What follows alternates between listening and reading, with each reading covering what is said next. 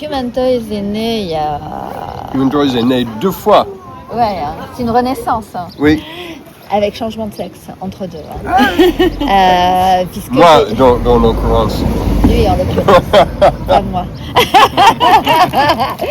Et ouais, je sais pas, il y a bien 15-20 ans, avec une copine. En fait, moi, j'avais un autre projet, et puis ça commençait à pas très bien se passer avec un mec, ça s'appelait Deep Poupeux. Et puis, donc, je cherchais une guitariste, j'ai rencontré Emma. Et on a créé Human Toys. Elle sortait d'un groupe, c'est un peu compliqué, elle en avait marre un petit peu. Et à deux, finalement, ça l'a fait. Et puis on a créé un petit peu ce binôme. Oui, je pense que c'est important de souligner la structure du groupe. Ouais. Parce qu'elles ont choisi de faire la basse et batterie enregistrée. Et Emma joue la guitare, ouais. Poupée vocale. Ouais, et donc elle programmait une batterie électronique, elle avait aussi un clavier à un SH101 pour faire les basses, des fois elle enregistrait la basse. Et c'était un son post-punk. J'allais le dire. Mm-hmm. Tu m'as ôté la quiche de la bouche. Tu veux un morceau? Non, merci. C'est bon. Donc, donc voilà, ensuite il y a eu des mouvements. Moi je suis allée vivre à Los Angeles, Emma est allée vivre à Marseille. À un moment donné, voilà, c'est devenu compliqué. Elle m'a dit, bon, écoute, moi j'arrête, fais ce que tu veux, si tu as envie de continuer. J'avais continué en fait à Los Angeles avec un batteur. On était à deux avec un batteur qui avait fait la batterie plein de fois avec les Dead Boys. Il remplaçait le batteur original quand il ne pouvait pas jouer. Hein. Et donc ensuite voilà, quand je reviens, elle dit ouais, allez hop, on fait un concert d'adieu et puis John arrive.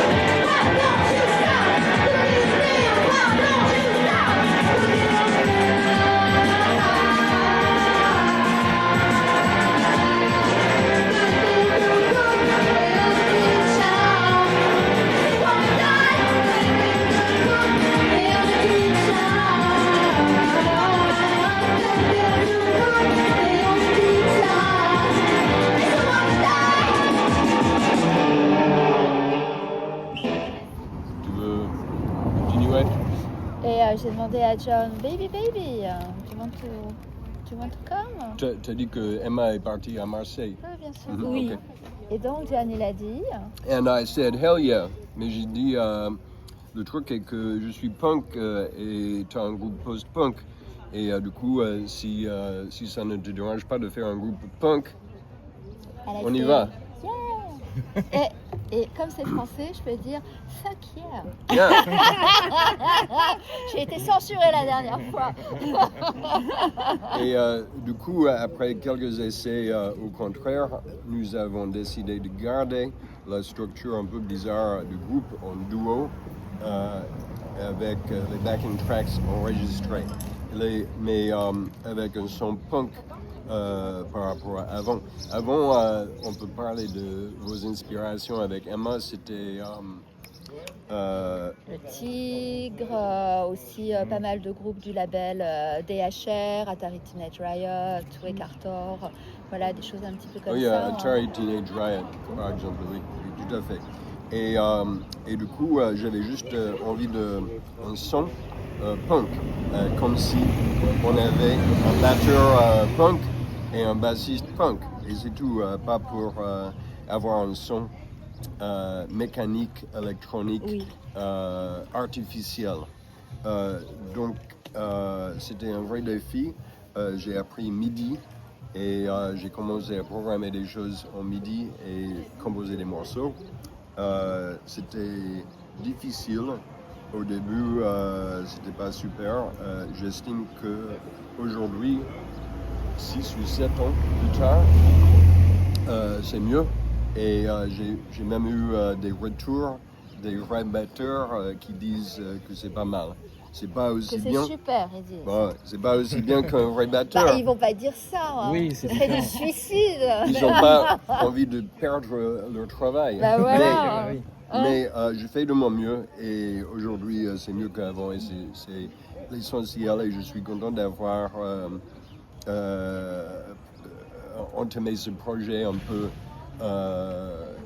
original parce qu'il n'y a pas beaucoup de groupes dans le punk avec des backing tracks comme ça et avec un son véritable. Il y a des groupes où oui, ça fait boîte à rythme, bien sûr. Il y a plein de groupes comme ça.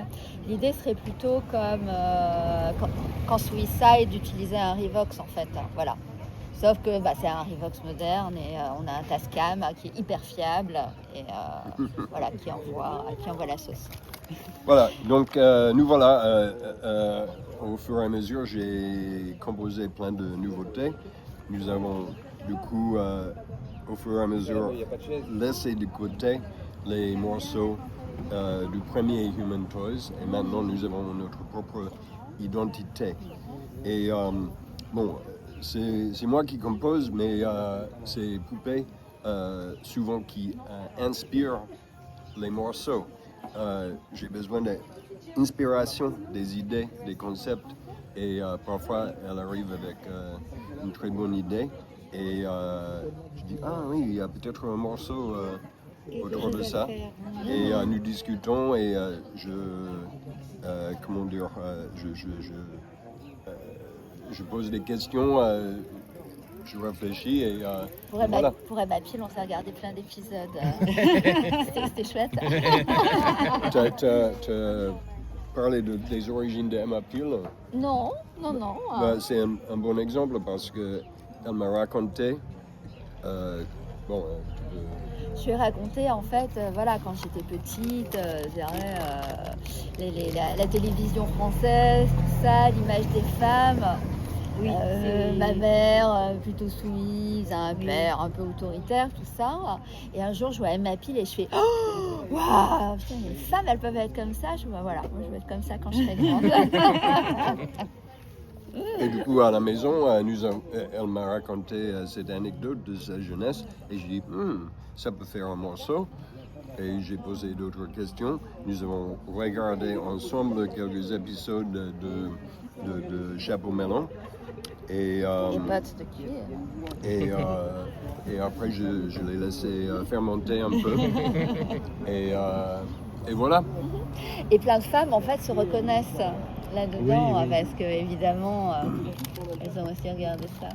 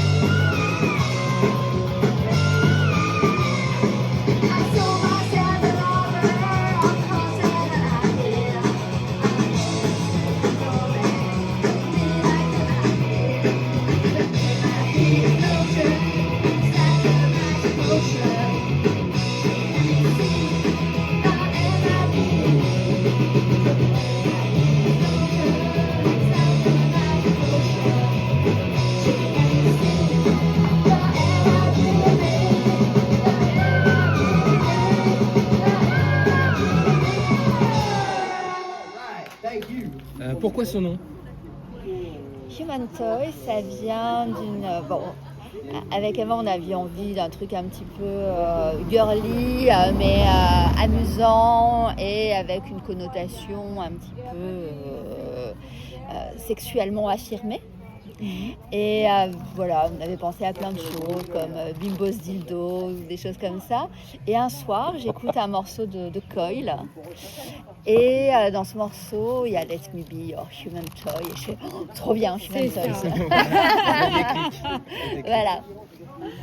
Voilà, vous avez un peu répondu à cette question, mais je voudrais savoir quelles sont vos influences majeures en musique, en littérature, cinéma. En musique, c'est quand même très large. Les Stooges, bien sûr, les Cramps. Oui, les classiques. Ils reviennent tout le temps, les Cramps. La base. Ouais, les Cramps, en fait, pour toutes leurs inspirations à eux aussi, mais aussi leur présence sur scène, qui est assez, qui est très inspirante. Et un jour, je me suis dit, mais putain, il n'y a que des mecs, en fait, Iggy, Lux Interior, parce que je suis plus inspirée par Lux sur scène que par Poison Ivy. C'est mon Poison Ivy. Et du coup aussi Lydia Lunch, qui une femme forte et avec Teenage Mutant Ninja Turtles, c'est quand même super. Et John, John vient du punk. Oui, les groupes habituels. Il faut citer les Ramones aussi. J'avais envie de rajouter aussi les Avengers et plein d'autres groupes engagés parce que Human Toys est un groupe politique engagé, féministe et je trouve que c'est important aujourd'hui. Je n'avais pas envie de juste faire la. Le soleil brille et la bière est bonne. Je vais la, mais contre Trump, contre les fascistes, etc. Ouais, et les sexistes. Et parce que simultanément, il n'y a personne qui a envie de regarder ou écouter un groupe qui n'est pas fun, qui est barbant. Oui. Et du coup, ma recherche est de communiquer quelques idées, mais toujours avec le fun, avec des morceaux que on peut chanter, qui restent dans la tête, qui sont rigolos, comme les Ramones, justement. Donc c'est l'idée. Moi, je trouve que vos morceaux sont vraiment très énergiques. Et je voudrais savoir comment naît un titre chez Human Toys.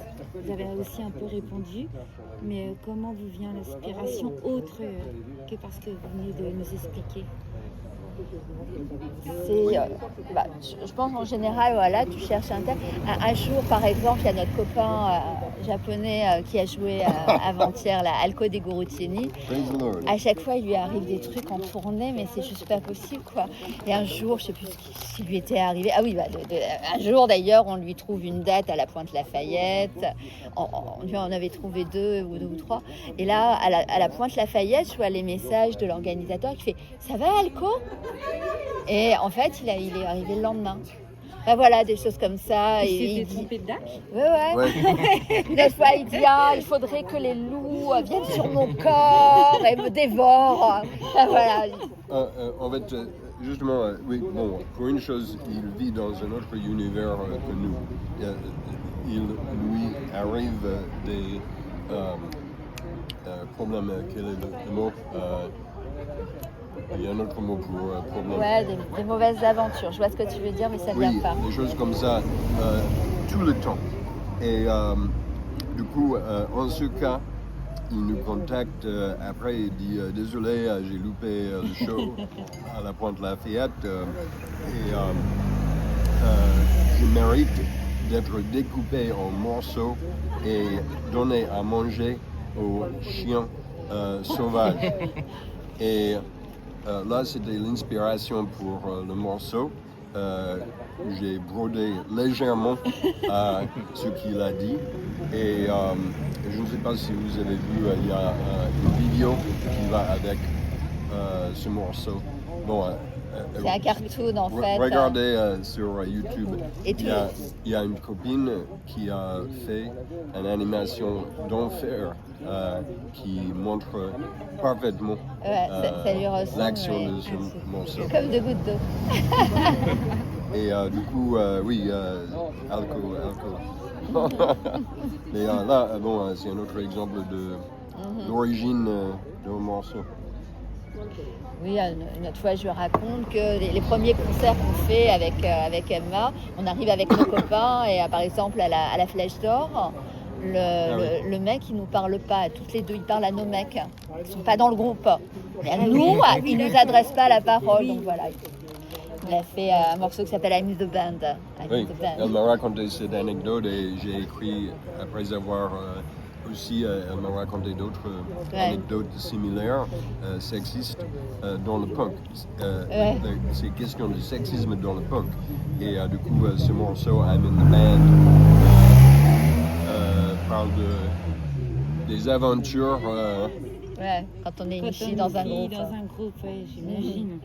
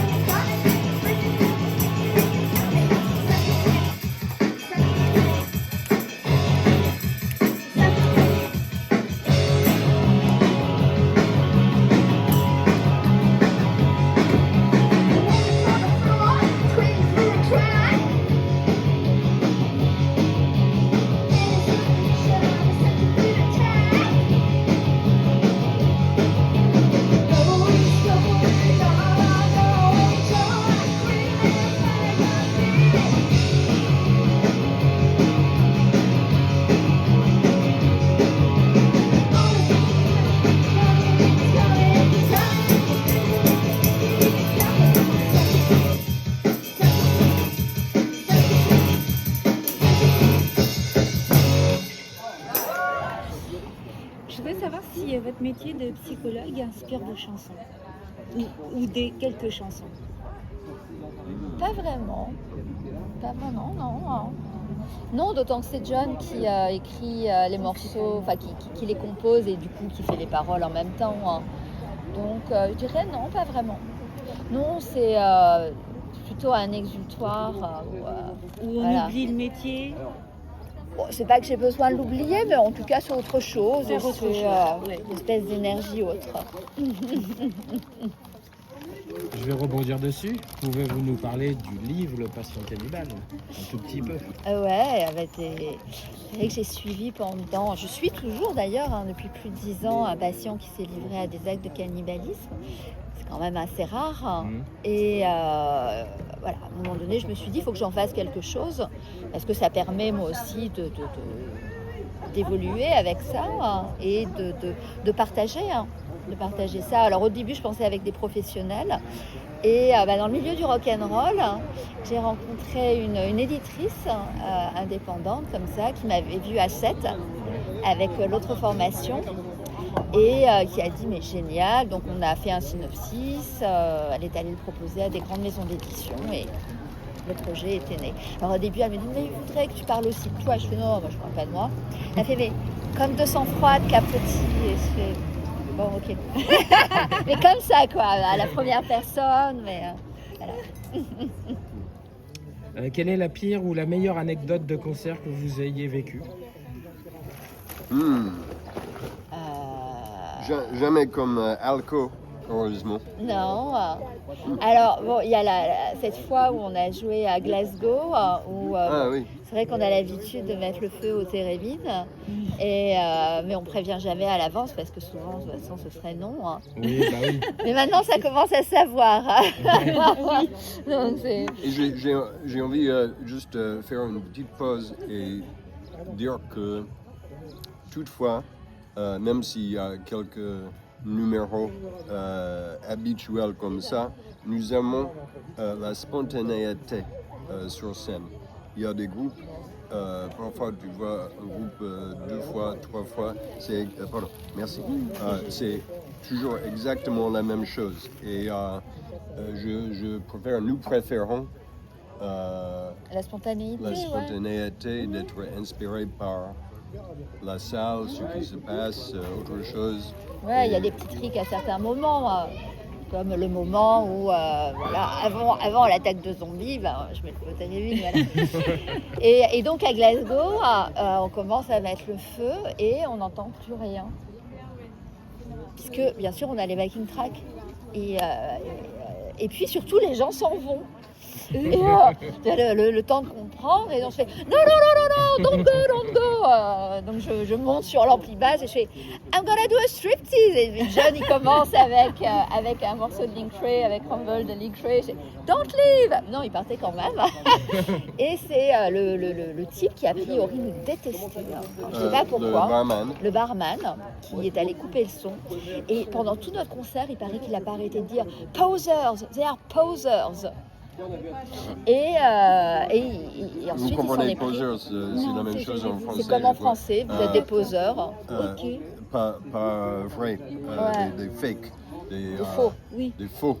Et donc, je ne sais pas pourquoi ils nous détestaient, mais ensuite on a compris qu'on a un morceau, une reprise des Digits qui s'appelle Plate in My Head et qui parle des vétérans du Vietnam.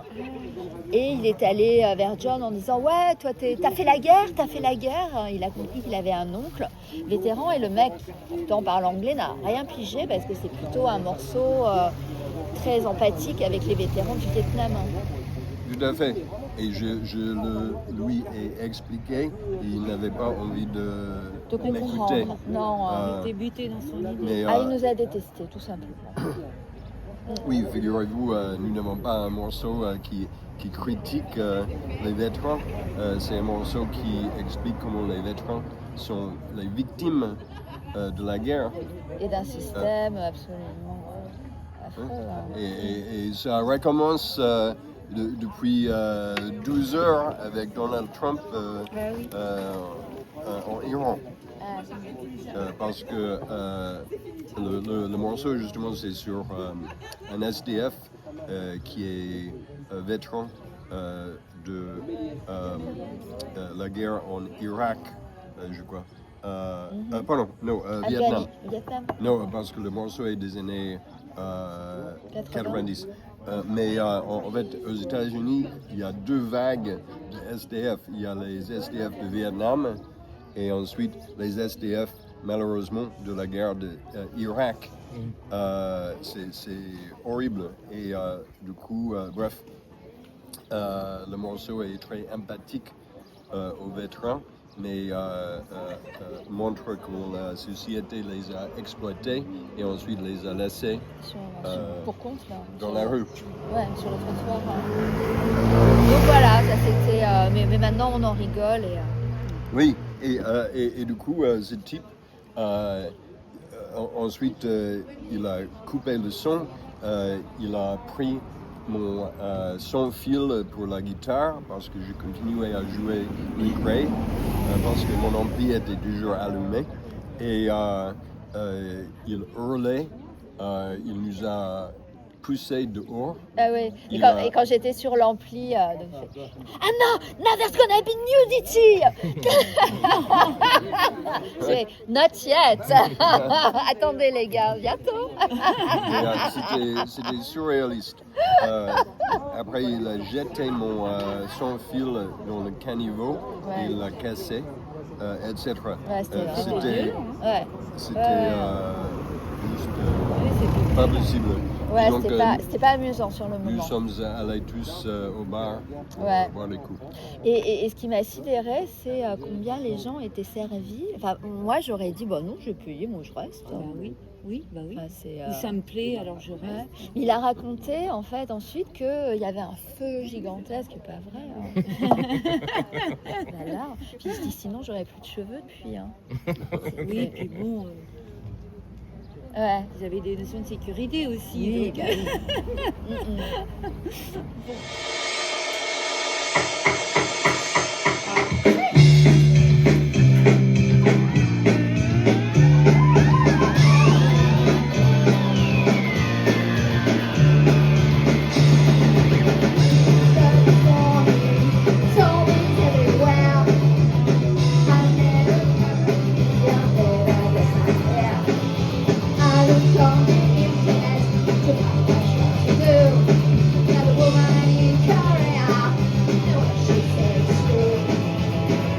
She said,